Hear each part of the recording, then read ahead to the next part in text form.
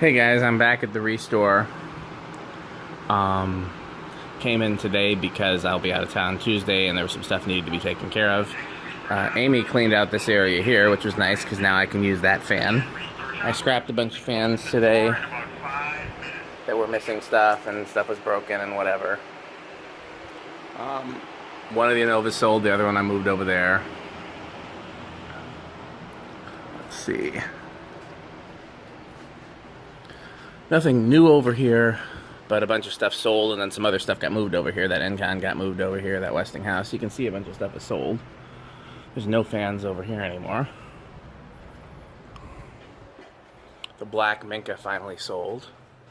Whatever was there sold.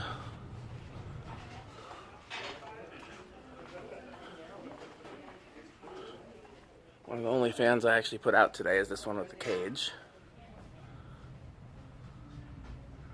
Okay, well, just a brief video today.